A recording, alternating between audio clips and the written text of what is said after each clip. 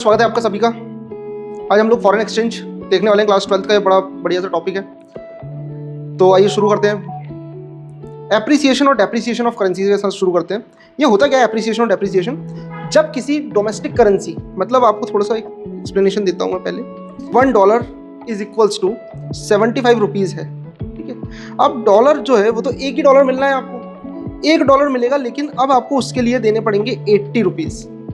ये कहलाता है डेप्रिसिएशन करेंसी, क्योंकि आपको चीज़ तो वही मिल रही है, उसके लिए आप ज़्यादा पैसे दे रहे हो। इसको आप ऐसे समझो कि आप एक पार्ले जी का पैकेट लेने के लिए जा रहे हो जो 10 रुपये का आता है, उसमें उस पार्ले जी के पैकेट में 10 बिस्किट आते हैं, ठीक है। अब आपने क्या किया, आप जब मार्केट में गए, अब आपको सेम पैकेट 10 ही बिस्किट मिल रहे हैं, लेकिन वही पैकेट अब आपको 15 रुपये का मिल रहा है। तो पार्ले जी का पैकेट वही है, सेम साइज है, सेम सब कुछ है, क्वांटिटी भी सेम है उसमें, लेकिन अब उसी चीज़ के लिए आपको ज़्यादा पैसे देने पड़ रहे हैं। इसका मतलब आपको चीज़ महंगी पड़ रही है। इसी को बोलते हैं करेंसी के भाषा में डेप्रिसिएशन, ठीक है। और एप्रिसिएशन कब होगा, फायदा कब होगा?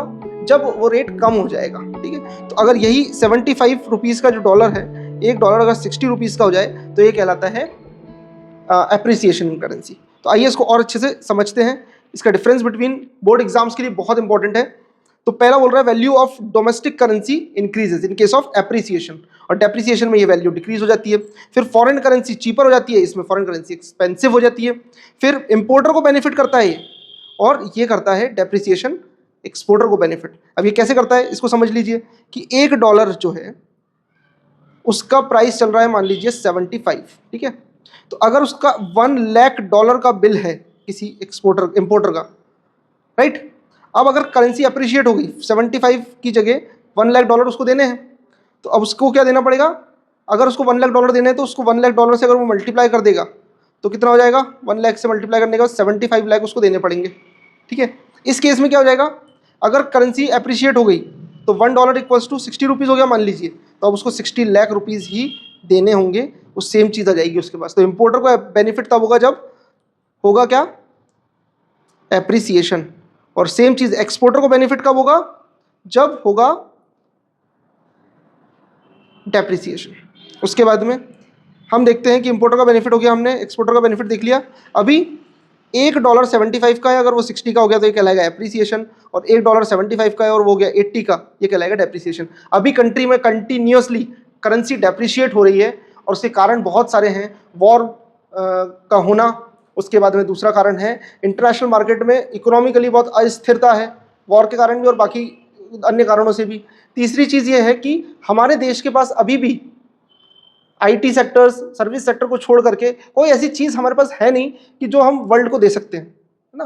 तो जब तक हमारे पास में वो सब चीज़ें नहीं आएंगी तब तक हमारी करेंसी लगातार डेप्रिशिएट होती रहेगी। और लगभग अभी 95 पर हमारी करेंसी पहुंच चुकी है। 5 और रुपए और हमारा शतक लग जाएगा।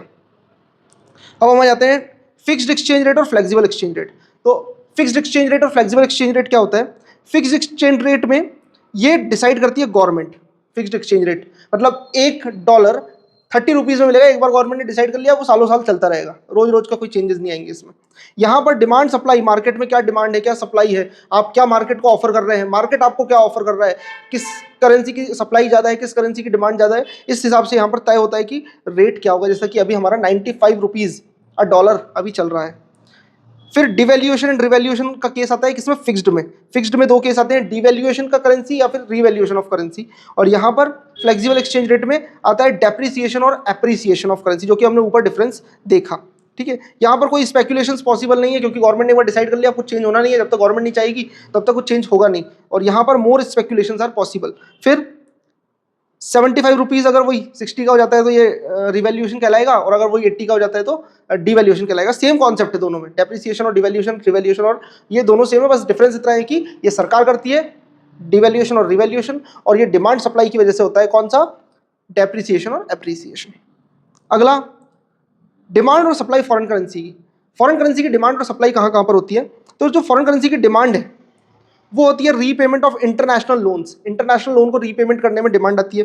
फिर investment in the rest of the world, है ना। कहाँ कहाँ पर हमको फॉरेन करेंसी लगेगी, डॉलर या दूसरी फॉरेन करेंसीज हमको यूज़ में आएंगी, तो भाई इंटरनेशनल लोन्स का रीपेमेंट करना है उसमें। फिर रेस्ट ऑफ द वर्ल्ड में इन्वेस्टमेंट करने जाना है, पैसा इंपोर्ट करना है, परचेज कर रहे हो आप बाहर जाकर के कुछ।